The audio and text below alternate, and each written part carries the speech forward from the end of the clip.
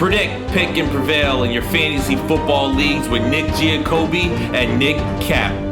From breakouts to busts, superstars to sleepers, these are the guys that will help you achieve fantasy glory. This is the PrimeTime Fantasy Podcast. Welcome, everybody, to Season 2, Episode 76 of the PrimeTime Fantasy Podcast. We give you our predictions, our picks, with the hopes that we help you prevail for Week 17, your fantasy championship week for most of you guys, and the rest of the 2022 fantasy football playoff/season. I'm your host, Nick Giacobbe. Joining me is Nick Cap. Nick, I'll be honest, man. You texted me late last night with your matchups. I think I was at a bar or something, and I didn't look at them. So I don't even know how Nick's done in his matchups. I don't think he knows how I've done. So how'd you do in week 16 in your semifinals? And I know you had one championship on the line. So I have one championship. Both my championships or both my playoff games are the absolute biggest sweats I think I've ever had. So the first one in the league that Nick says is a joke, which is kind of fair. Yep. I played the Denver Broncos defense, who got me a whopping -4. Absolute disgrace. I am down 20 points. I still have Zach Moss, and due to one of our viewer suggestions, I forget who. Maybe you could. If you remember who they are, you could mention it. Nick Folk, I benched because of the wind, and he wound up getting 0 points. He had a goose egg. And I'm playing Cameron Dicker. So I will have Dicker the kicker and Zach Moss going when I'm down 20. So they need to combine for 20 points for me to walk into the championship in that league. And in my other league, I'm up 3.5 points. I have Deion Jackson. They have Zach Moss. Our projection on ESPN is exactly tied, 117.8 to 117. And this is the 14-man championship, right? Yep. Winner. Okay. We agreed to split most of the pot, but there's still a good portion up for grabs based on who wins. You still want to be the champion. Oh, of course, and it's my girlfriend's family. You know, there's a little extra spice and lime, especially because I've won that league 4 out of 5 times between the playoffs and the regular season. So. There you go. I kind of own her family. I'm changing my team name next year to a charity because they just wind up making a donation every year. That's awesome. That's wonderful. For me, I did get bounced in the last playoff that I was in. I was facing the best team. I mean, this kid he has Pat Mahomes, DK, Deontay Johnson, Derrick Henry, Christian McCaffrey, Kelsey. I lost by 13. I mean, Donovan Peoples-Jones put up a whopping 1.2. J.K. Dobbins 5.9. And this is the team that I lost Kyler Murray. I had Brady starting, but hypothetically, if Kyler Murray plays this game, Brady scored 15. Does Kyler get me another 13 and I win? Maybe. I lost Cooper Kupp for the season if I have him in there instead of Donovan Peoples-Jones. I think I had 1 or 2 other injuries. My point being, I'm not upset that my team lost. I kind of knew going into it this is a funeral game. And then in my dynasty league, I'm still alive for the points. I think I'm going to be down. Let's see. I don't think points are really going to change this week because we all had kind of not pathetic weeks, but not great weeks. I'm going to be down about 30 points going into next week. So there's 3 of us right now. One's ahead by 30. One's ahead of me by 20. So 3 of us will be competing next week for the points. 30 points is doable, but I'm also down 20. So we'll see what happens next week. But I don't have Jonathan Taylor anymore. So my team is a little bit depleted in that league. So I don't have Jonathan Taylor, and I also lost Tyler Lockett late in the season. No Javonte Williams as well, who went out, early on in the season. But my point being, that team, another one, I do have a pretty solid team. Do I think I have the best team? Probably not, but I probably do have a top 3-4 team in that league. And unfortunately, just been depleted with injury. So that happens. But anyway, I'm here to talk to you guys. We're recording Monday morning at about 11:30ish. So, we haven't seen the football game on Monday. We haven't seen the news from Monday, but I don't think there's anything else coming out on Monday as far as we know. A couple O-line injuries, and that's really it. So yeah, that's about it. I just wanted to do this real quick. Can I mute this? Yeah, there we go. Okay. So with that said, if this is your first time listening to us, thank you so much. We normally do the show on Mondays, Tuesdays, Thursdays, and Fridays. This week's a little bit different since I am home for the holidays with my family, and we don't have a reason to kind of do 4 shows at this point. And that's okay. So we're doing 1 mega show coming out today on Tuesday. Another mega show will probably end up dropping on Thursday. We'll give you a Thursday Night Football preview. We'll give you, a preview for the entire weekend and all that other good stuff. We also have a 5th show every week. It's our live show. I want to thank you guys that watch our live show. It was on Saturday, a Saturday special for Christmas Eve, since most of the games on Christmas Eve. A lot of you guys tuned out for that one. We appreciate all the questions. It was electric for an entire hour. So thank you guys for that. Hopefully you enjoyed that one. I'm going to put this one up here because this is our official announcement. I have moved my flight. It was supposed to be on Sunday morning, but instead I'm flying out on Monday morning. So we will have a New Year's Day show. It's going to be 9:30 a.m. Eastern time. We might both be hungover. That's okay. For week 17, I think there's 12 games or whatever the number is on Sunday. It's going to be a lot of fun. So it's going to be 9:30 a.m. Normally it's 8:30 a.m. on Sundays, but come on. New Year's is the night before. Nobody wants to wake up at 8:30. So 9:30 a.m. Eastern time. YouTube, Facebook, and Twitter. We also have a big week for me and you, Nick. Got a big old Seahawks Jets head-to-head match. It is a Seahawks Jets head-to-head matchup. Oh, man. I'm not looking forward to it, if I'm being completely honest with you. But the live show is YouTube, Facebook, and Twitter. Facebook and YouTube is Primetime Fantasy Podcast. Twitter's Primetime FFPod. Make sure you subscribe. Tell your friends, and we'll keep promoting that throughout the entirety of this week. Keep connecting with us on social media, Primetime FFPod, Twitter, TikTok, Instagram, Facebook, and YouTube is Primetime Fantasy Podcast. And if you want to watch and listen to the show during the week, the recorded episodes, all audio streaming platforms, Spotify, iTunes, Google Podcast. And then if you want to watch and listen to the show, go to our YouTube channel, Primetime Fantasy Podcast. So with that said, there is no news this week or coming out of the weekend. No injuries or anything. So we're just going to go right into the weekend wrap of things. We're going to go through each game from week 16. So, Nick, this is a decision I kind of made. I've included the Thursday night football game. It's not to slight your Jets at all. It's really not. It's because I actually want to talk about the Jaguars. We were talking about it before the show. But we really should have been talking about the Thursday night game in our weekend wraps the entirety of the season. That's probably a little bit of our fault, but that's okay. So, first game we're going to talk about and give you our biggest fantasy takeaway from each game. Jacksonville Jaguars versus Nick's New York Jets. Nick, your biggest takeaway from this one from a fantasy football perspective? The Jets, very disappointing game for all the fantasy performers. Michael Carter had the best fantasy day at 10.0 points. That's pretty horrendous, honestly. The Jags defense looked to be a favorable matchup. The Lions last week looked to be a favorable matchup. Both started with Zach Wilson and none of the skill players. I think Garrett Wilson had a fine day last week. The Lions at 13 or something, yeah. Yeah, like he had fine. If there's no Mike White, there is no Jet that you can start. In Seattle, which appears to be another favorable matchup for these guys. You thought Donovan Knight was the guy. Well, why is Michael Carter the RB1 on the team fantasy production-wise? Like, it's just it's so frustrating. This is where the NFL gets really tricky because you think a defense is good or bad, and they're kind of not. Like the Seahawks defense had let up a lot of points, and then up until I think like 3 minutes left in the fourth quarter, they only let up 17 to Kansas City. The reason Seattle lost that game wasn't because of their defense. The Kansas City defense has gotten much better. Carolina Panthers defense, another weird defense. It's just, and the Jags defense I think has improved over the last few weeks as well. Very weird year for the NFL, and I think a very more, I think the playing field is kind of evened a bit. There's still a couple top dogs, but I think there's top dogs and there's the rest, whereas there's not many, the Texans and the Bears can put up a fight most days, whereas they're not just getting blown out. They might lose the game, but they're putting up a fight in more games than that. And I think it's a shame for Garrett Wilson because I think he's a really talented receiver, probably going to end up winning Rookie of the Year. Zach Wilson's just a problem. That's the reality of it. He's not a good quarterback. He's not a confident quarterback. He not only does he look like a kid, but I think his attitude is almost like a kid as well. I think it's really hard for a 22-year-old man to come into the NFL and play with big men and to command a locker room. But here's the thing I'll talk about. Russell Wilson. We'll talk about him as a football player, but he's always been professional. And there's a lot of guys that have come in, been professional. And I just don't think that Zach's been that way. So his time at the Jets going to be over. It depends on who's starting at quarterback next week to see if you're going to play Garrett Wilson or not in your fantasy championship. So my big takeaway is going to be Evan Ingram because I was all in on him probably about 6 to 8 weeks ago, but then he had like 3 duds, and I was like, just another tight end. It's kind of inconsistent. Well, 4 straight games over 14 fantasy points, 7+ targets in each game, over 60 yards in 3 out of those 4. Nick wrote here, you wonder where he's drafted next year. I think it depends on how he finishes the next 2 days.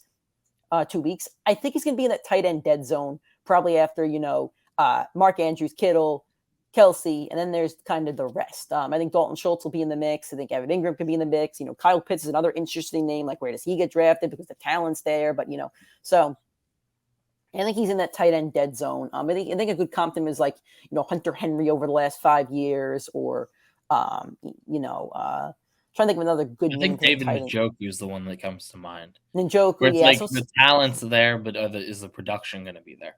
Yeah. Yep, I agree. But he's definitely had a career resurgence over there. And Doug Peterson's coaching up those Jags. They might make the playoffs. And honestly, I hope they make the playoffs. Today. I hope they make the playoffs. I think that'd be fun. I think that'd be fun. But the AFC is pretty stacked. So, all right, my Seattle Seahawks against Kansas City Chiefs. This game was miserable. I actually ended up falling asleep on Sunday.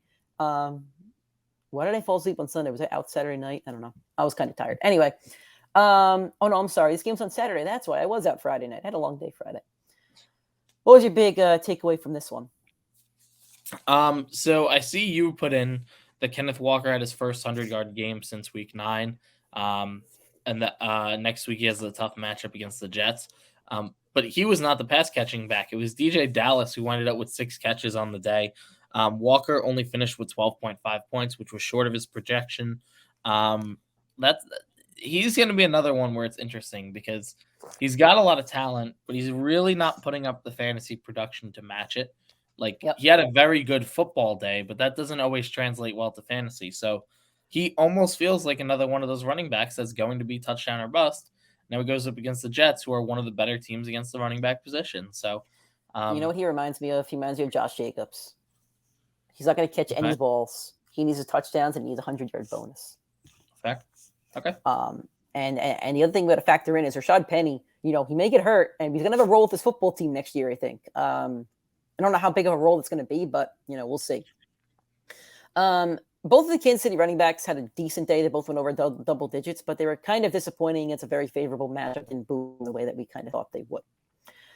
The Buffalo Bills against the Chicago Bears. This was a spicy one for fantasy. What was your big takeaway from this one? Because we got a couple of really good notes here. Yeah, I mean, mine really has to do more with future seasons. But it does give me a point about how you have to evaluate this player for next week. So Gabriel Davis, he only has 2 games this year over 20 points. And 8 of his 14 games that he has played, he has scored single-digit points. He is currently the wide receiver 31 on the year. Next week he goes up against Cincinnati. Cincinnati just allowed 2 wide receivers to go over 20 points. In the New England matchup, one came off the Jacoby Myers Hail Mary catch. So, but still over 20 points to 2 receivers. He is going to be such an interesting player to evaluate next year because he literally puts up Tyler Lockett's numbers. It's either the massive boom, or it is the absolute fail, lose your fantasy week performance. And I know we talked about it a little bit. They did pick back up Cole Beasley, and I don't think it impacts his role too much. He did put up double-digit points, but he only, once again, 3 catches, 40 yards, and the touchdown gets him to the double digits. It's the reason I was out on him going into the year. And for me, if you own Gabriel Davis, I know you want to chase the upside of what if he does catch that 60-yard touchdown. I don't think he's worth the play. I think it depends on the matchup. I think it depends on your team. If you have like 3 or 4 sick receivers and you could just play them in your flex and go for that boom, I think it's worth the play. It depends on the team. I agree with that, but I would rather play someone with the safer floor than risk this upside because it's been way too streaky now. Yeah. So I have a couple takeaways.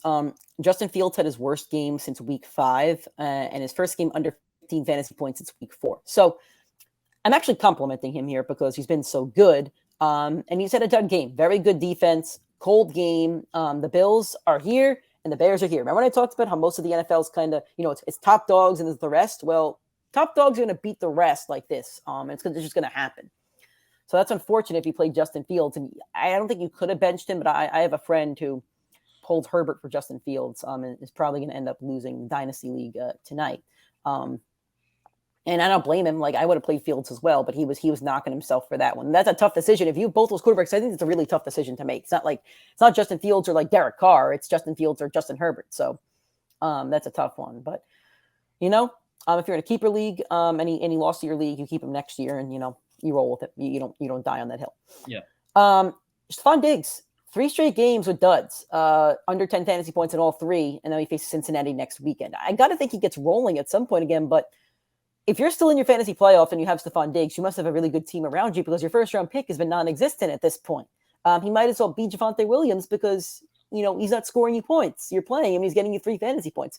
He had, I believe it was 10 against the 10 against Miami, 3 against the Jets, and 3 against the Bears. So I got to think one of these next 2 games, Josh Allen starts to feed Diggs to get him ready for the playoffs. But if it's not next week, he's going to lose you your fantasy championship. And I don't think you can bench him, but we're going to talk about a couple of these stars that you probably have to play, but they're not performing. That's just the reality of it.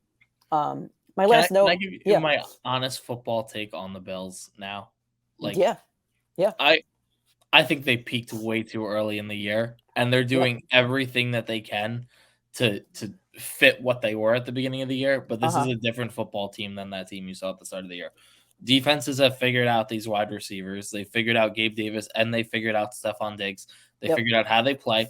They figured out Josh Allen's going to run out of the pocket. If Josh Allen beats you with his legs, he could beat you with his legs, but he's going to take a beating during it.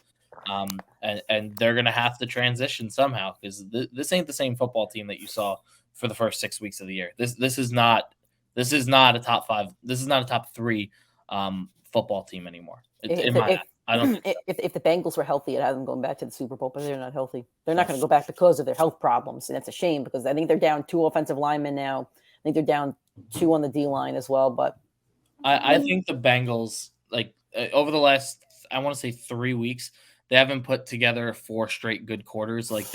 They trailed early. They were up early on New England and gave up the 22-point lead.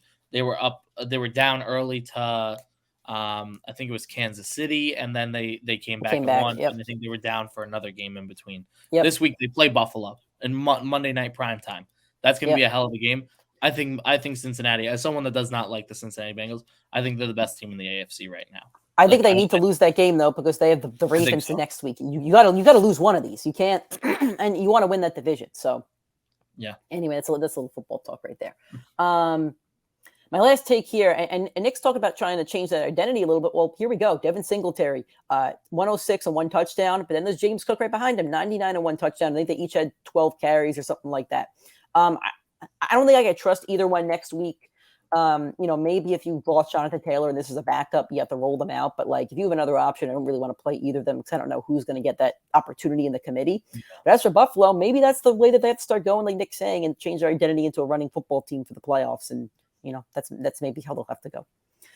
The New Orleans Saints versus the Cleveland Browns. This is a terrible football game. What's your big takeaway from this one?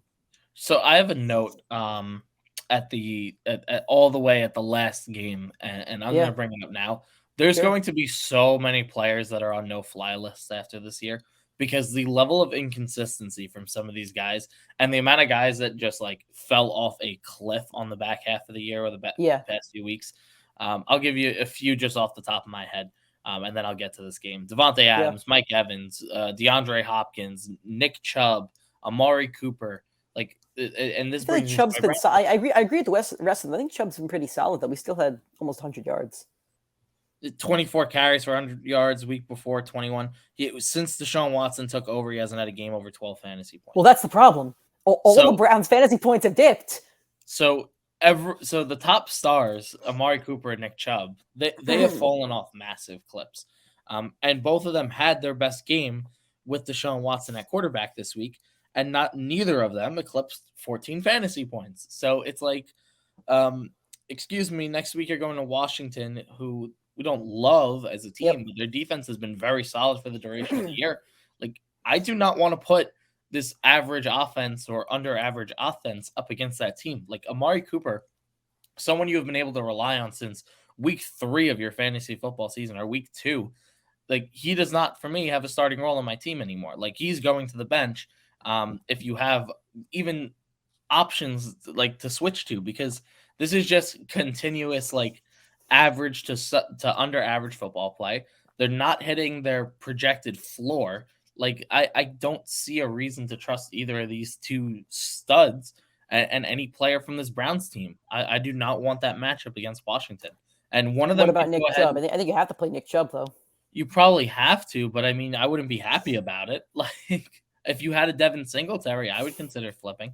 I wouldn't. If you have Jerick McKinnon on your bench, I don't see how you don't flip. I don't flip off Chubb. He's too talented. And here's the other thing. I feel like the Browns' offense is very slowly getting better as the weeks go on, but they're never going to peak this season. And when you trade for Deshaun Watson, you can't tell him you're sitting the last 7 games of the year. But you know what? They probably should have kept him out those 7 games of the year. That's kind of the reality of it. He wasn't ready for football. This offense was not ready for Deshaun Watson.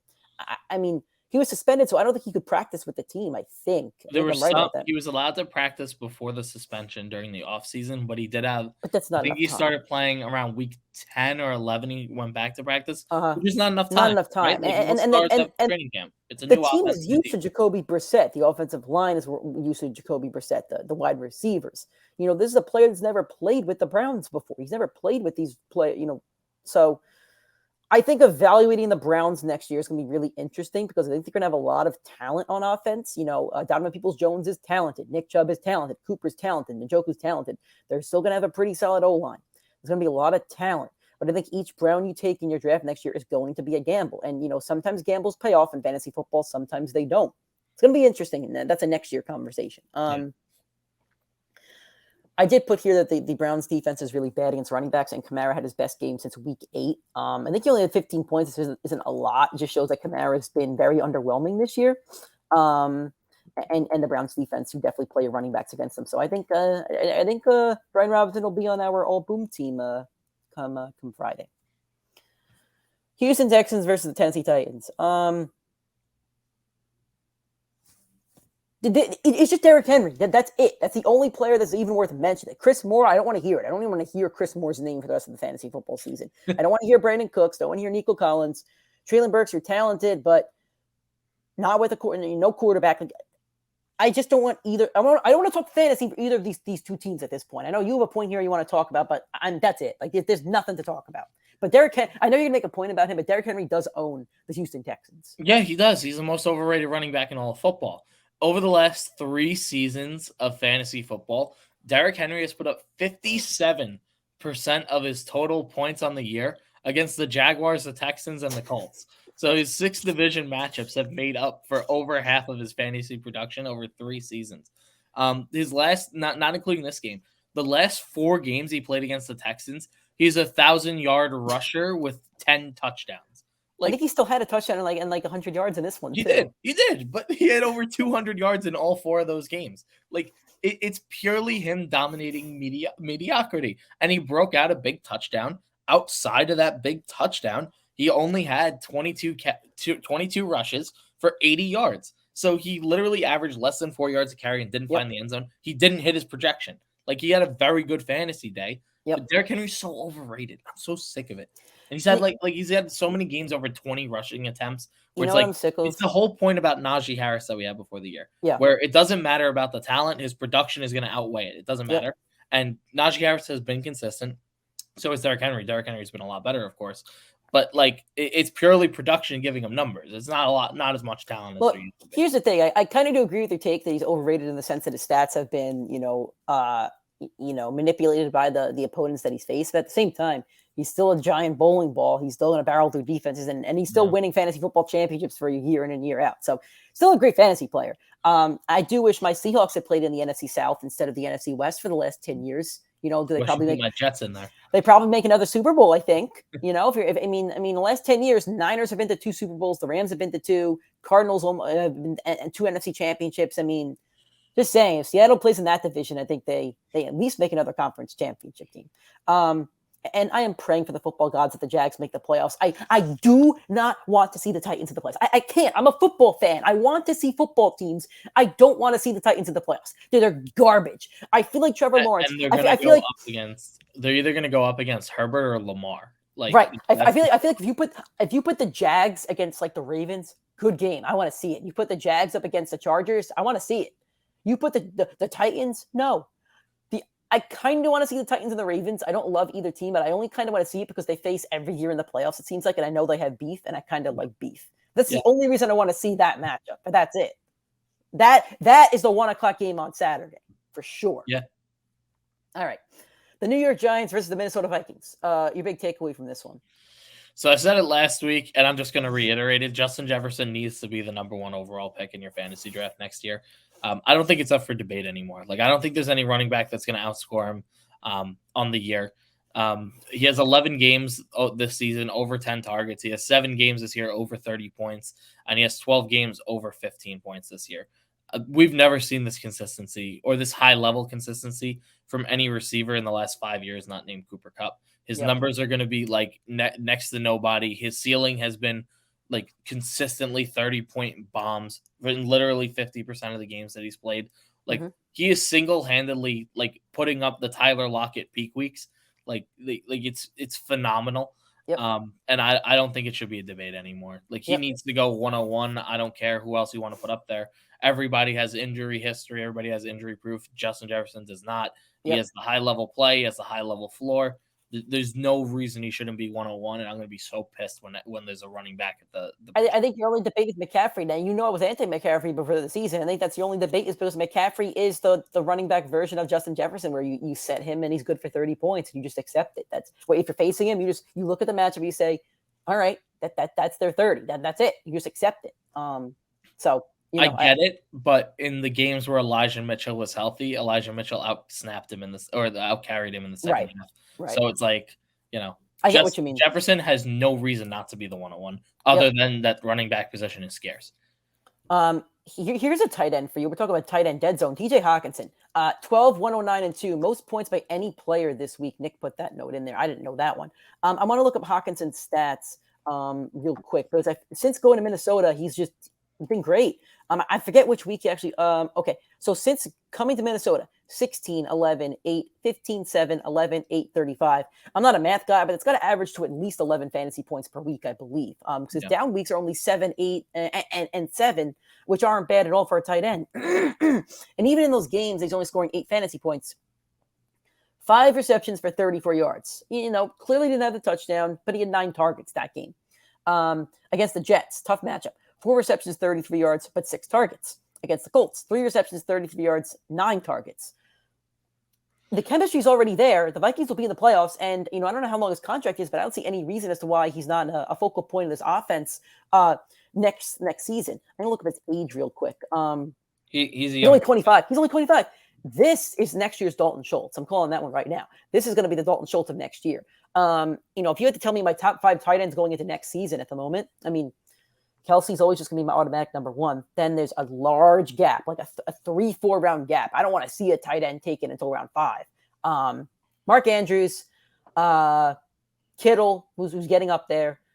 And then I feel like, I feel like I put Hawkinson before Waller at this point. Schultz has been great with Dak as well. I feel like that's kind of the zone that I'm looking at, but I feel like Hawkinson needs to get his respect next year and be drafted as a top 5 tight end. I can guarantee you, according to ADP next year, it's going to be Travis Kelce 1 and TJ Hawkinson number 2. And I think it's totally fair.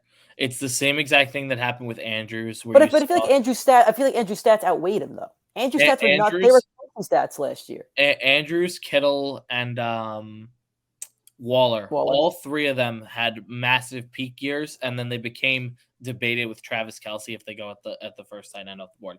I wouldn't be surprised if Hawkinson goes in the 2nd and 3rd rounds of drafts next year, purely because he hasn't had a game under 6 targets with the Minnesota Vikings. He has multiple games with double-digit targets with the Vikings. I think he has 5 games over 8 targets with the Vikings. Like he's been getting like the Travis Kelce type workload, just not the consistency that Travis Kelce puts up. So and he's so young. He's such an electric guy. Like. I'm a fan of his. I was not a fan of him in Detroit. I flipped on him. I want to own him in drafts next year, and I would not be opposed to taking him in the 3rd or 4th round. So I was just looking at this right here. I was curious if Adam Thielen would be a Viking next year. It looks like he's an unrestricted free agent, I think in 2025, if I'm reading that correctly. I was looking at that because it seems like TJ Hawkinson has eclipsed Adam Thielen as the 2nd receiving option on that team. Absolutely. Yeah. We'll see where they go, man. I'm curious to see where the Vikings go, but their offense is electric. When Dalvin Cook gets older, Madison's right there. I don't know if they're still going to have him next year, but KJ Osborne's talented.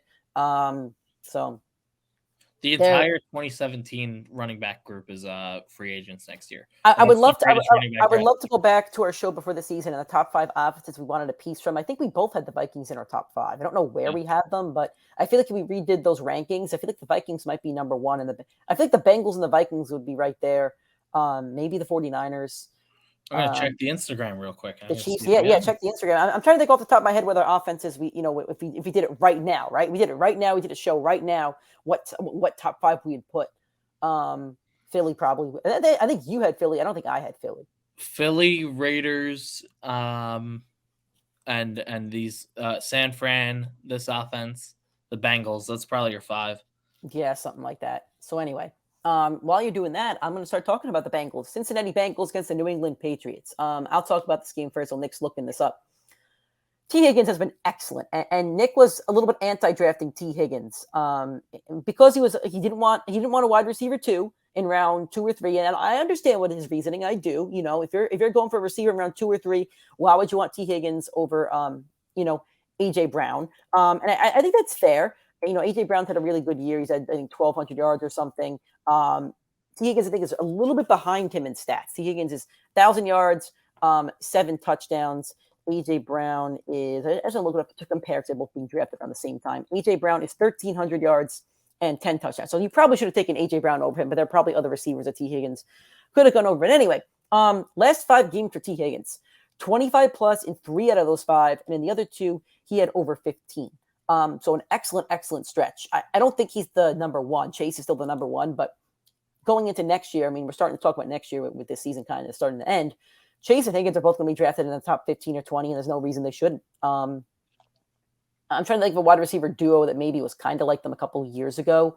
I mean, I would say Godwin and Evans like 2 years ago, but they just seem completely off this year. My point being, they really are that talented where you do want both of them on your fantasy team. And I'm looking the Eagles straight in the face right now. I need to look at Devontae Smith's stats because he was one of my sleepers. And you know what? I'm doing this right now. I know we're kind of going off the rails here, but that's okay. Devontae Smith has 1,000 yards and 7 touchdowns. And he was a sleeper. I don't get a lot right on this show, but I predicted this. This was when I pounded the desk on. He had 900 yards, 5 touchdowns last year. With 2 games left, he's already at 1,000 yards and 7 touchdowns. So I pounded the desk. Next year, Tyreek Hill, Jalen Waddle, Jamar Chase, and T. Higgins are all getting drafted in the top 20, and I think that's a totally fair point to make. That's totally fair. I agree. Why would I want a running back like a James Conner when I could have one of these receivers? No, I totally agree. Or an Aaron Jones, because Aaron Jones and James Conner were going in the top 20 this year. Like, why would I want them when I could have one of these guys? Absolutely. I don't know if you uttered my last point on them because this was kind of my point on them. I also have a takeaway from the 2 of them. Sure. In the entire season, if you take every single game they've played, T. Higgins exited 2 games early with injury. Outside of those 2 games, they have 1 game under double-digit fantasy points between the 2 of them. Jamar Chase, every game this year, over 10. T. Higgins, without the injuries, week 1 was the only game where he had sub-10 points. That is phenomenal consistency and production, considering that they're 2 wide receivers on the same team, and I think both of them are going to finish in the top 10, top 15 on the season. They're just like the Dolphins to me. They're excellent. They're just excellent. Except the Dolphins have been a little more inconsistent than these. Yeah, well, we'll talk about that. Yeah. Oh yeah, we're gonna talk about it. We're gonna talk about it. There's a lot to talk about. All right, what do you got there on the Instagram? Let's hear it. I couldn't find it. It's not okay. That's fine. So is that your big takeaway from this game? That is my big takeaway. Okay. Draft these 2 next year. One little note I want to mention. Ramondre Stevenson was the absolute Christmas Grinch for you guys. Less than 5 fantasy points. He's only had that in 4 games this season, and one of them he went out with the injury. He's another one. It'll be really interesting to rank next year. He's been so consistent, but he may have lost you a fantasy semifinal, and that's he's going in the 3 to 5 rounds. Probably, absolutely. Yeah. Yep. But I don't know. Running backs are scarce. I feel like he might get that James Conner. He might get the James Conner, yeah. Yeah. Oh, I hate that dead zone of running backs. I hate it. That is going to be a point that I'm going to hammer that one next year. I hate that running back dead zone. I hate it. Think about the receivers that went in that range. It was Devontae Adams, Travis Kelce went there, AJ Brown went there. I took Kelce. I went 0 running back basically, and I took Kelce in my the league. I went 13-1, and then I ultimately lost it. But I took Kelce over Aaron Jones, Connor, and my running back 1 was ETN. My running back 2 was Jacobs.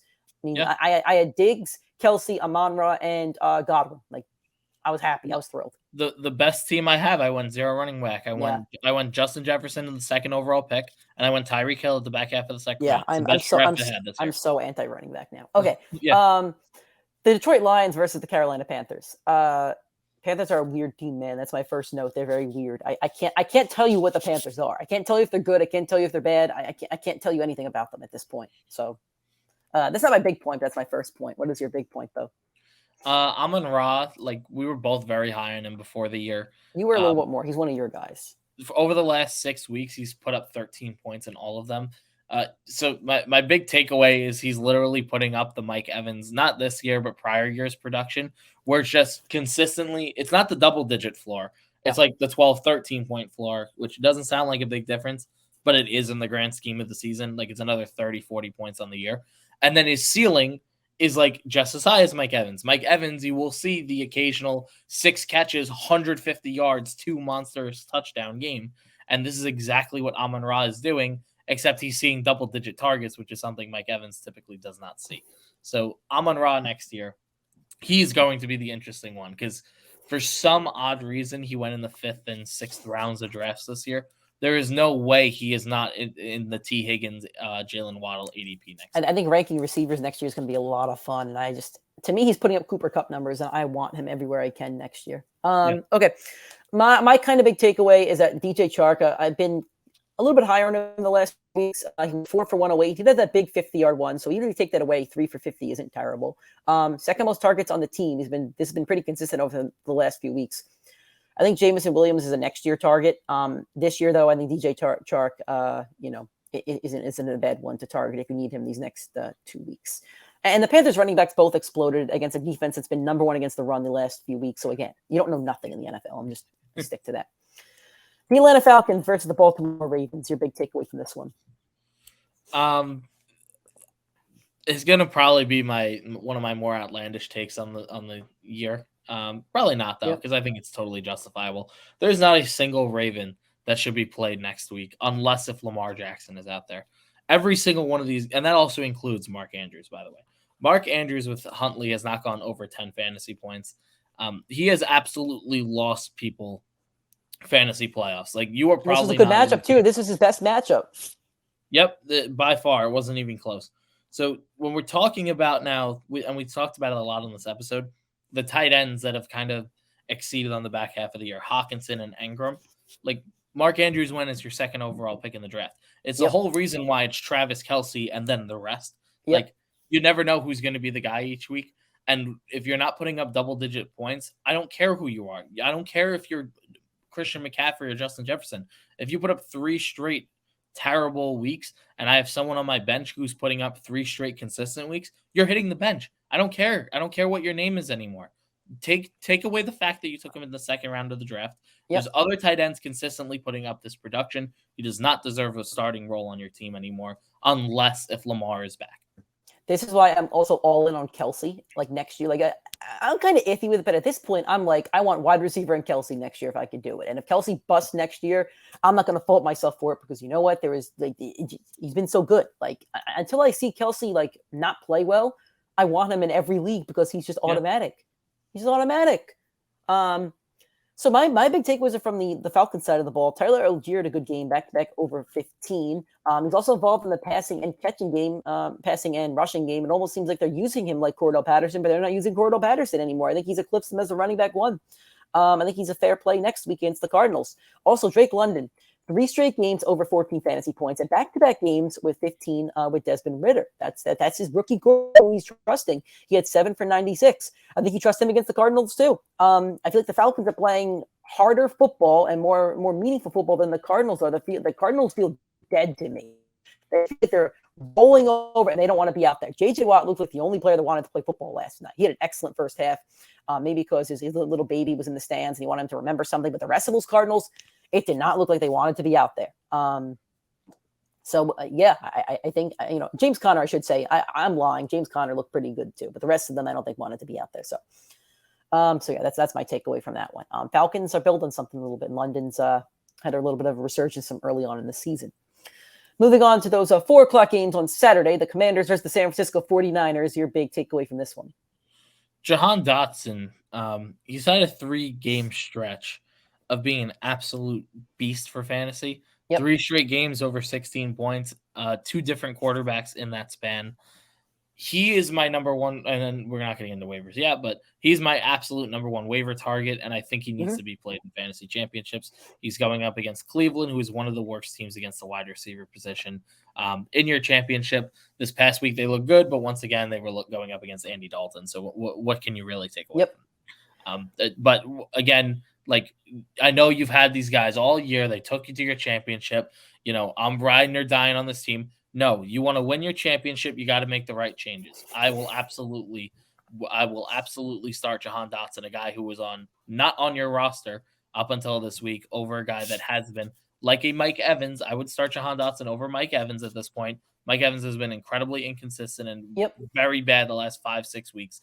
I will absolutely switch to Jahan Dotson if I have the chance to. Yep. Okay, we're talking a lot about next year, but I don't want somebody to lose a job. But if we get Curtis Samuel off the football team and just like move him somewhere else, like just so we know those targets will go to Dotson, that'd be pretty nice. You had a note about Brian Robinson if you want to get to that in a second. But my other big takeaway here is that Kittle back-to-back games with 20 plus since Deebo Samuel has been out. Deebo's not going to come back this week. I wonder who they have next week. I should probably look that one up. But my bigger takeaway is that I think before that, he had like 4 straight games under 10 fantasy points or something like that. And you want to talk about tight ends that should be benched. He was right there. He was right there to where he should have been benched if you had a fine backup option. He has the Raiders next week. I'm pretty sure the Raiders suck against just about everything on defense. Let's see. Against tight ends, 1, 2, 3, 4, 5, 6, 7, 8, 9. So they give up the 9th most fantasy points to tight ends. George Kittle might win you a fantasy championship. If you have George Kittle, back-to-back games at 20 points, might do it again next week. He might win you a fantasy championship. What did you want to say about Brian Robinson? Because I like him as a bust player. A boom player next week against the Cleveland Browns. He had 22 carries against San Fran, and it really flips over to my point for next week, which is they're going up against Josh Jacobs, who just got absolutely shut down this week and did not get maybe we jump to that game instead of this other one now, who did not get enough carries. Yeah, let's jump there. You know what, McDaniels, what have I been pounding the desk about you, dude? Hold on. We were good. We were on good terms, dude. You were winning football games, right? You were in the playoff mix. You turned your season around. You're giving Jacobs 20 carries a game, and you're winning football games. So now let's look at the football games that we're losing here, right? You lose this football game to the Steelers by 3 freaking points. I'm pretty sure you were up in this game. I got to look at the box score. I was watching the game, but I feel like you have to look at the play-by-play here. They were up 7. They were up 10-3, 10-3, 10-3, 10-3, 10-6, I think in the fourth quarter, and then you lose. You gave Josh Jacobs 14 carries. Maybe if you run the ball a little bit, you win this game, you idiot. Maybe then you have a shot at the playoffs. I think they're still technically not eliminated, but you're a joke. He's a joke. If Nathaniel Hackett didn't exist and if Russell Wilson didn't exist, this guy's the worst coach in the entire league. It's right there. I feel like there's one other coach that I really want to get on his case, though. Not Staley. It's somebody else. I can't remember who it is, though. There's Staley, another coach. I'll get on his case any day. No, there's another coach that I have a bone to pick with. Not Jeff Saturday. Who is it? Houston? I don't remember. No, because their roster's too bad. I can't fault Lovie Smith for that one. Their roster's horrendous. Maybe it was Kingsbury. Kingsbury's awful. Kingsbury's awful. Kingsbury, he's tapped out. Anyway, listen, Josh Jacobs probably lost to your fantasy semifinals. It's not really his fault. It's McDaniel's fault for only giving him, 14 carries. I think he had 44 yards or something like that. But I mean, he's been averaging over 20 carries. That's been getting him to the 100-yard game. So 15 for 44 yards. You need to give him another bunch of carries. I know his average wasn't good, but it's you clearly weren't putting up points. So if you're not going to put up points, you might as well run the ball. So bad. Do you have another takeaway from this one? I'm sure you do. Yeah. I want you to say it though, because I saw you write the note. And I did. There's a couple things that I've been right on the show. There's a couple things that Nick's been right on. So here's what I'm going to tell him. Nick was right and tell you guys last week not to trust Devontae Adams in your fantasy playoffs. And I don't think it's a knock on Devontae Adams' talent. I think it's more of a knock on, Josh McDaniels is the worst. I don't even think that Derek Carr is the problem. I think Josh McDaniels is the worst. But Derek Carr is the problem. You think so? I don't think he's that bad. I think he's average, but he's not that bad. Devontae Adams has 25 targets over the last 3 weeks. 9-9 these past 2. He has 9 catches over those last 3 weeks. Yeah. He has not had he has 1 drop on the entire year. So you gotta blame inaccurate passing at force feeding. He has not eclipsed 30 passing, or he has 15 passing yard or receiving yards this past week, 28 the prior week, 70 3 weeks ago. Very inconsistent. Now goes up against San Francisco. That Raiders O-line is not holding up against San Francisco. No. They're going to get absolutely obliterated. Now, here's the thing. The receivers are playing well against San Francisco. Terry and Dotson both had over 15. DK and Lockett both had over 13 the year before. So the receivers are playing well against San Francisco. You might say not to play him. I feel like you just can't bench him in your fantasy championship. It's the same thing as Diggs, like multiple bad games. Like, do you consider benching your first or second round pick that's been pretty good for most of the season? And I want to make that point clear. Adams is not playing as well as he did with Rodgers. That's a fact. But he's been, I think he's still a top 10 fantasy receiver this year. Yeah. I think it's just really hard to bench that. But of course. But if you lose your fantasy championship because of Devontae Adams, I'm not shocked. I'll personally say that. I won't be shocked. And I won't fault you. I will not fault you for it either if you lose because of him. I will not tell you that was a stupid play. No, I agree. And it's almost impossible to bench him.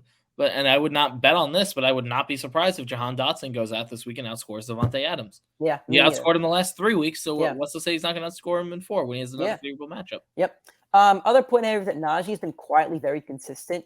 Not booming because the Steelers' offense isn't scoring fantasy points, but he's running back. But 13 points a game, that's not bad, especially late in the season when you have injuries. He wasn't worth the first round pick, but next year, a third or fourth round pick.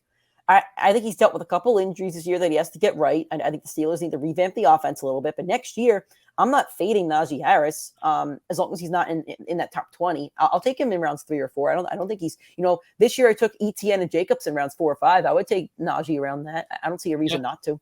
I totally agree with that. One last point on the game.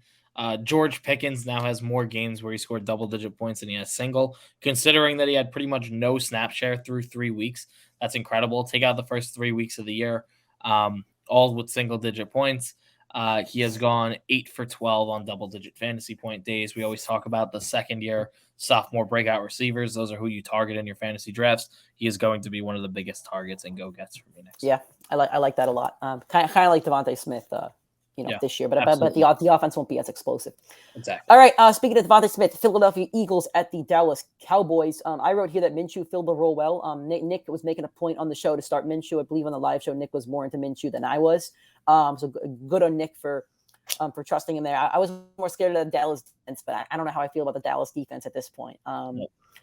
Devontae Smith, AJ Brown, both over 100-yard games. I think they both had over 15 fantasy points. They're just set them every week. I know Devontae Smith's had a couple stinkers, but you just set those 2 every week. That's just how you do it at this point. Next week, the Eagles are facing New Orleans. Probably no Hurts. I think Hurts is pushing to play, but probably no Hurts. I mean, I wouldn't play Hurts. Minshew looked good against Dallas. They'll beat the Saints. The Saints are out of the playoffs. They'll beat the Saints.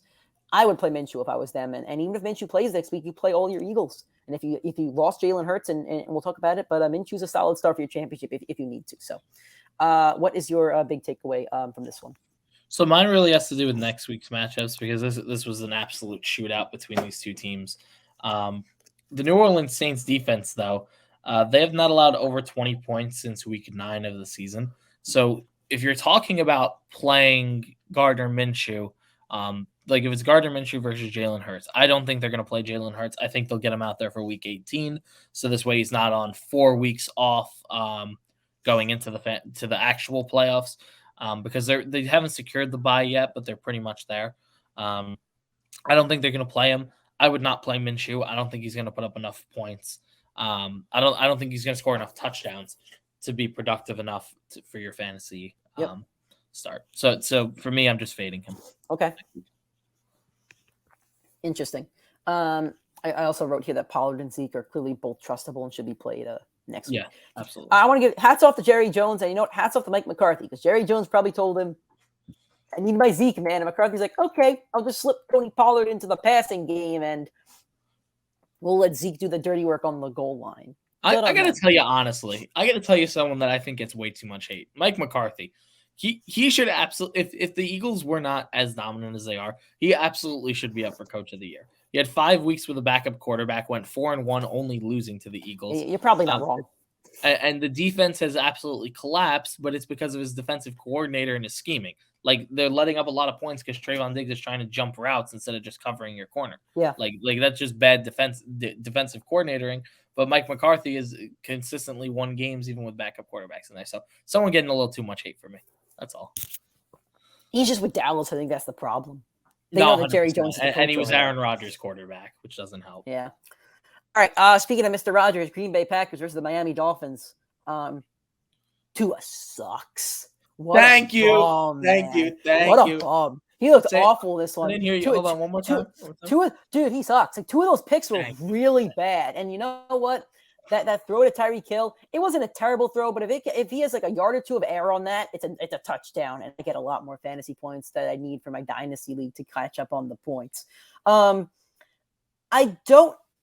First off, he's not better than Herbert. I will not pound that one. I do like to knock Justin Herbert as a stat sheet stuffer. I heard someone say that he's better. Not in this podcast. Okay. In my text messages saying Tua's a winner. Tua's a winner. Go take Tua. He's better. He does win football games. I don't know. The Chargers Herbert's got not a winner. Record. The Chargers win this week. They lock a playoff spot. And then they're playing Jacksonville or the Titans. I'll be fun. You wrote here that he dropped outside the top 12 quarterbacks in fantasy. That's interesting. I didn't know that one. I think he'll be a fun player to evaluate next year as well, because there's a lot of talent around him. So that wasn't my big takeaways, though. My big takeaway, at least, is that A.J. Dillon had an okay game. I mean, I don't know if he outsnapped Aaron Jones, but he had more carries, 11-6. They both didn't have great games, but we might see more Dillon in the fantasy championship, and this was why I did not want to take Aaron Jones. Again, why I took Kelsey over Aaron Jones, because I didn't like that dead zone. So one of my points going into next year is don't take a running back for the sake of it. And that should be for any position, but like don't take it just for the sake of it. So what's your big takeaway from this one? Oh, you already touched on it. Tua is absolutely terrible. He's an overrated quarterback. There should have never been as much hype as there was. He was beaten up on bad defenses with his elite weapons. And now that his running game has stifled a little bit, he has not been able to figure out how to pass the ball effectively and efficiently. His accuracy has not been, the one thing he always had going for him was he had very good pinpoint accuracy within 20 yards. That has been inconsistent so far. Yeah, Tyreek Hill, he's under throwing him. Like the whole thing about his arm, like, oh, it's better, like he's hitting deep balls. No, he's not. It's a lot of run after the catch when you're seeing these 40, 60-yard receptions. It is absolutely horrendous. He's a bad quarterback. I do not want to hear that he's better than Justin Herbert ever again. He's not better. He's not better for you, Emmanuel Acho. I'm calling out a media member there. Emmanuel Acho, shut up with your Tua is better than Herbert. And you said I'm not going to say it till the playoffs. Well, guess what? Herbert's going to finish with a higher seed, win more playoff games because he's going to beat the Titans or the Jaguars in the first round. And I don't want to hear the slander anymore. Then he's going to go wipe out Joey B in the second round. No, that's not. Mark my words. Mark my words. No, we have to get through the first round because he doesn't win playoff games. Nope. Second round of the AFC is going to be phenomenal. And we're going to watch Justin Herbert walk into the AFC Championship game. We'll see about that. We'll see. Denver Broncos versus the Los Angeles Rams. You want to talk about bad quarterbacks. Russell Wilson sucks. He sucks out loud. Like, I feel like I say it every week, but he's bad. There's no Aaron Donald out there. He lost by like 50. It was so bad. And after, did he tweet about Jesus after the game? Please tell me he did not tweet about glory to you or something. I just got to see for myself. I got to check for myself. Let's see. No, he has not tweeted after the game. I would have cried if he wrote something like that after he would have gotten ripped for it. Also, shame on the NFL and Nickelodeon for not letting us make Russ the MVP. That's ridiculous. Russ needed an MVP trophy. Come on. 100%. Let's ride, baby. For the kids. I saw a funny tweet that said, like, we need Russell Wilson to win the MVP because he'll talk about how it's actually a great award to win and other stuff and yada, yada, yada. I'd love to see that. What do you want to talk about here? Because we have a couple points here, so I'll let you take it first. Besides, I just ripped Russell Wilson. Boom. I fucking hate the Broncos defense. I can't believe they went from They were literally arguably a top 3 defense in football the entire year, and they allowed 45 points to Baker Mayfield. And Baker looked bad on Monday night. He didn't even look good. He lost me my game last week. He looked on a short bad. week. On a short week.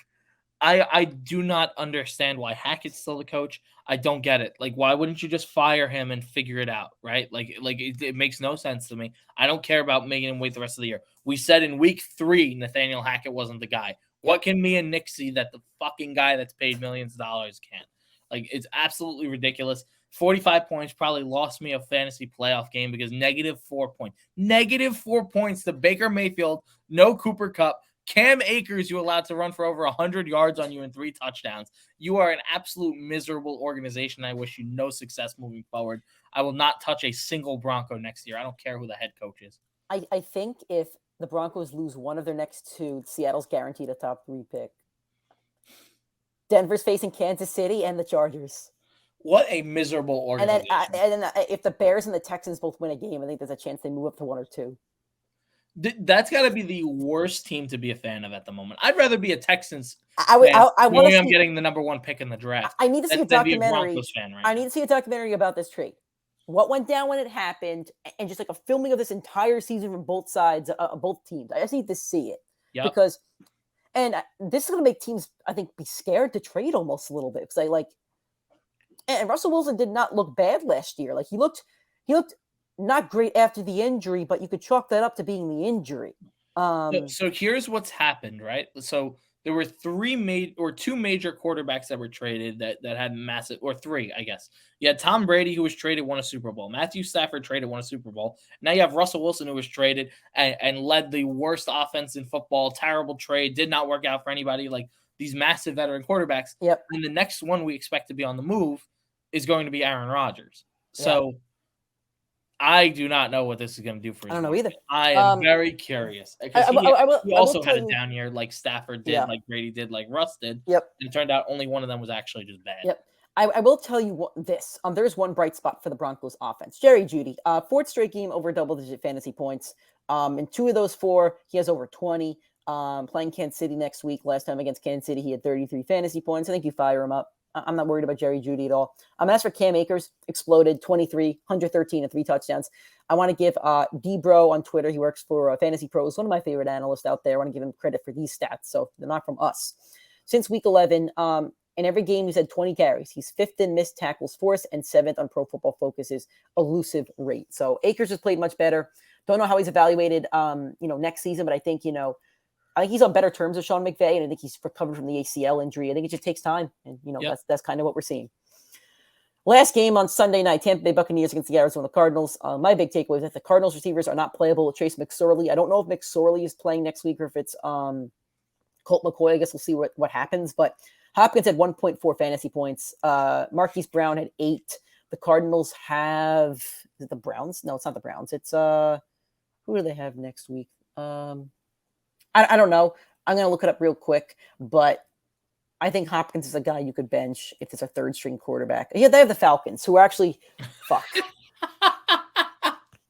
Just when you think it's easy. Easy. I want to see a lot of Cardinals questions on our live show on Sunday. I want them. Bring them on. I want them. What's your big takeaway from this one?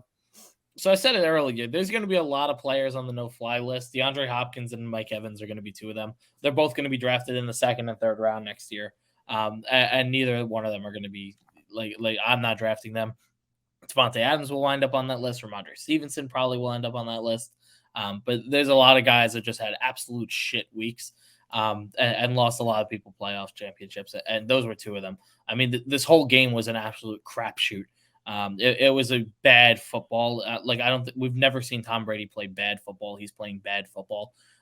It's been miserable, and it's a shame that he's going to go walk into a home playoff game against the Dallas Cowboys and probably walk out a champion. I'm going to admit that the Bucs are a bad football team now. I'm done. I'm done with it. This was a get-right game, and they were a bad football team. I have to admit it now. And another documentary I want, the Bucs season this year. Everything looks off. Coaching looks off. Brady looks off because they were good last year. They were good. They were really good. They were probably 2 or 3 plays from going to the Super Bowl because they would beat those 49ers. I will pound the desk on that one too. Yeah. They're bad. They're a bad football team. I want a documentary about, or maybe an article off of what's the place that always has the good articles? I think there's one on Russell Wilson earlier in the year. Not maybe Players Tribune. I think there's another one that I like. It might be Players Tribune. No, there's another one that usually has pretty good articles. Anyway, I want something to come out of this. The boardroom? No, it's another one. I forget. There's a couple. All right.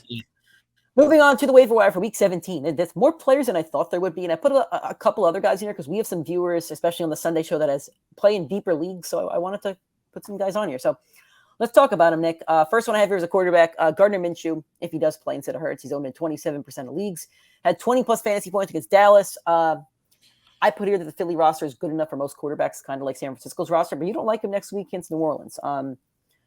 I know you already stated that, but I kind of like him against New Orleans. Since week 8, I believe, like you said, the Steelers scored 20, the Rams scored 20, 49ers 13, but I think that's the game that Brock Purdy came in. I could be wrong about that. The Bucs scored 17, that close game. Falcons scored 18, Browns 10. I don't think they face an offense like the Eagles in the Bengals. In the last offense, I see that was a top offense, and they scored 30. The Ravens scored 27 with Lamar. So I know you're fading Minshew a little bit. I'm not scared of the Saints at this point. I think they're another team that's kind of tapped out, and they're there. They're just a football team. I will play Gardner Minshew if I need to, and I'll pick him up if I need to. I don't hate the take, but my problem is the Cowboys' defense has been so bad where it's kind of hard for me to gauge it. The Cowboys have only forced 1 sack over the last 3 weeks. They've allowed 28, 34, 23 over the last 3. Houston, Jacksonville, and Philly with backup Gardner Minshew. Yep. So you're talking about a team like he got a very good showing against a team that's had like a ton of terrible momentum and was kind of just a shootout game, where I don't think that's what New Orleans is. I think their defense is very well built. Yep. They've been holding teams under 20 points. Minshew is a backup quarterback. I do think he deserves a starting role in this league, honestly. I think he deserves like Ryan Fitzpatrick type role where he's going to, a good transition guy, Teddy Bridgewater-esque, or like one of the best backup quarterbacks in the league, like good guy, but I don't like him against some of those better upper echelon teams, and I can't see it. Would you rather play Brock Purdy against Vegas? His points are 14, 21, 16, and 15. I'd probably rather play Purdy. Okay. I think I'd rather play Minshew for the upside, but they're both available. Yeah. Jahan Dotson, 30.2%. And we've spoken about him enough. He'll both be our number one waiver target. 3 straight weeks of 15+ as Cleveland next week. James Cook at 46%, over 11 in 3 of his last 4. Has been splitting carries at Singletary, basically. I put, if you're in a keeper league or a dynasty league, he's a good pickup if he's available. I would pick him up, Nick. I don't think I'd play him, but like if you're in a situation where like I lost Jonathan Taylor, if I was in my championship, my dynasty league, I would consider playing him. He's going up against Cincinnati, who just shut down Ramondre Stevenson, who's been one of the most consistent running backs. They also shut down the Bucs running backs 2 weeks ago, so that's a good point. So if it wasn't the matchup, I would probably consider it, but tough matchup, hasn't been consistent enough for me. I think it's hard to transition to who is still the backup running back, right? For your championship. So I'm just trying to think of deeper leagues where like you lost Jonathan Taylor, and we're talking. Yeah, I'm in a 14-person league where I lost. Right. So we're talking before the Monday Night Football game. Maybe Zach Moss goes out there and has a good game, but if neither of those Colts running backs have a good game, I don't think you could trust them in your fantasy championship, and you may have to play a guy like this. So. You're still rostered in like 50% of leagues or close to it. So I'm sure the upper team or the deeper leagues, he's rostered already. Which probably, Good point. Chuba Hubbard, 26.3%. He's at 15+ in 2 of his last 3. Again, I don't think in a 12 or 10 man I would go and pick him up, but in a deep league, like, is this somebody you might go out and get? Carolina still has a chance at the playoffs. They need to win next week, I believe. They're the Bucs next week. That's a big game for them. If they win that game, they win the division, I think. The Bucs are a tough run team, though. But they just let James Conner score like 20+ fantasy points against them. This is a very good one because it's like I don't want to trust him because he still is the RB2 on his team, and he is going up against the Tampa Bay Buccaneers, who are scary. Conner had 79 yards and a touchdown, by the way, 7 receptions for 41 yards. Yeah, just is he going to get the pass catching work? And he had. I think whichever back is getting the pass catching work might be more attractive. So this past week he had 0 targets, and I mean so did Foreman. So it's like, that's tough. That's a tough one. It'd be awesome if the Panthers had a pass catching running back. And I really we got some breaking news. Mike White is coming back this week. So did they announce him as the starter? Garrett Wilson is startable against. Did they announce him as the starter or no? Yes, they did. All right, Zach Wilson back to the bench. He's never going to start another game for the Jets. I don't know if he ever starts another NFL game, honestly. I think they didn't announce it, but there's a lot of reports coming that they're either cutting him at the end of the year or if they can't find he's never going to start an NFL game in his career. He's done. Yeah, exactly. Like Sam Darnold really showed some flashes and played for a season or two, but like, and as far as I could tell, Sam Darnold was professional, just wasn't a great football player. He was a locker room guy, which was the problem with Wilson. Yep. Sony, Chuba Hubbard, are you deeper league? Would you pick him up? Would you, even if you're not going to play him, you're going to pick him up just for the thought of it? He's someone I'd want to play keep away with. I do not want to play against him, but I do not want to play him. That's fair. He's Patrick Beverly. Yeah, there you go. Another really deep one. Isaiah Hodgins on the Giants, owned in 1.1% of league. He has 15 plus in 3 of his last 4. Does have a touchdown in all 3, so you could take away that 6 points, more so averaging 9 points. But also 6 plus targets in those 4 and just about over 40 yards in each of them. Has the Colts next week. Colts have actually gotten really bad against wide receivers lately. Is this somebody you might want to give a shot to? Yeah, and the Colts are going to be coming off the short week because they play tonight. I don't think I think it's another one where it's like Hubbard. Like I'd rather play keep away. Like I would not want to see him in my opponent's lineup, but I don't know if I fully trust him. That's fair. And then lastly, DJ Chark, owned in 30.9% of leagues, 14 plus in 3 out of the last 4, 90 plus yards and 5 plus targets in 3 out of the last 4. That 4th game was that Jet game. The Jets have the best secondary in the league, so I'll put that one as an outlier. He's also the second option on a high-powered offense. I think they're a top 5 scoring offense in the league. I think they're pass heavy. I think they're pass first at this point. And they have Chicago next week, who's been pretty decent against wide receivers, but still, it's a game the Lions need to win if they want to make the playoffs. They're still in playoff contention. So the Bears actually have given up the 4th most fantasy points to wide receivers, so excuse me on that. That's running backs. Even this past 2 weeks, or this last week, they shut down Diggs and so is this somebody you might play in your championship, target in your championship? I think if you needed to, I'd be willing to roll him out. There is very good ceiling there, good matchup. Had the consistency, like Nick said. The only team that's really shut him down has been the Jets, who as he quoted, and not the guy with the Jets hat on, best secondary in football. I think he is worth a start. I think he's worth a roster. That Denver defense gets nothing from me anymore. Yeah, nothing. Dotson is the guy I want to own off this list, but the number 2 would be Chark for sure. Okay, that's fair. So, and then let's go defenses here. If you can get them, I have Kansas City against Denver. 2 of the last 3 games, they have over 10 fantasy points. They're owned in about 60% of leagues in ESPN. Pittsburgh against Baltimore. Back-to-back games over 10 for Pittsburgh. They did only have 6 the last time they faced Baltimore. I think that was with Tyler Huntley. But still, I think Pittsburgh looks like a better football team than Baltimore right now. And that's a Sunday night football game, by the way. And the Jaguars at Houston, 3 straight games over 10 points for the Jaguars. So how would you rank these defenses if you can go get them? I kind of like Kansas City. The last time that they played Denver, they did force a pick 6. But outside of that, they did allow 4 touchdowns to the Broncos, which is never good because the Broncos absolutely suck. We hate them. We don't like anybody over there. I do think the one I would want would be Pittsburgh against Baltimore. Okay.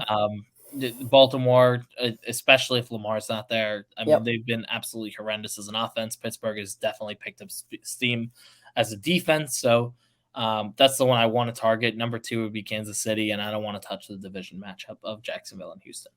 Yep, I agree. So I'm going to go Kansas City, Denver. I'll go KC first, and if Lamar's playing, I'll take Jacksonville. But if Lamar's not playing, I'll take Pittsburgh. So how would you rank these top? What would be your top 5 waiver targets? And we're both going to say Dotson. Your number 2 is Chark. You're saying I'll agree with you in that. I think I would then go, assuming I don't need a quarterback or defense. I'll go James Cook. Would be my 3. Hubbard my 4, and Isaiah Hodgins my 5. If you need a quarterback, bump that one up. If you need defense, bump that one up as well. Yeah, I'd go Dotson 1, Chark 2, Cook 3, like Hubbard 4, and then defense or quarterback. Yep. Or keep away Hodgins. Any one of those would be fine Yep. with me. Alrighty, guys, we went long. It was a lot of fun talking football, though. I think we had a lot of fun talking some football in this one, so we did go a little bit long, but that's okay. Only doing 2 shows this week, so you have some time to listen to this one. Thank you guys for listening to this. We appreciate it. Thank you guys for watching. If you're listening on an audio streaming platform like iTunes or Spotify, please give us a 5-star rating and a review. If you watch the show on YouTube, make sure you drop a like. We'd appreciate that. Share the links with your friends. Subscribe to the channel as well. Don't forget, live show is going to be this Sunday, 9:30 a.m., not 8:30 a.m. We need an extra hour of sleep coming off the new year, but we're going to help you guys hopefully win those fantasy championships. And I will say this, we will do a live show on week 18 as well, because some people are psychos and play in leagues until week 18. So we will do that. I know most of you probably won't have a lot of questions for us. We'll do it. We'll still answer your questions, and if you're still in league. So we will also have some content during the off season. So yes, we will. You can still engage with us. And if you guys are involved in any playoff fantasy, like during the NFL playoffs, we'll try to help you out with that. We'll talk about what we personally do for that as well. So anyway, that's all good stuff coming with the next few weeks. So keep interacting with us on social media, PrimeTimeFFPod, Twitter, TikTok, Instagram, Facebook, and YouTube, Primetime Fantasy Podcast. Thank you guys for listening. Thank you for watching. Best of luck in your waiver claims, and we'll talk to you later this week as we prepare for the Fantasy Football Championships.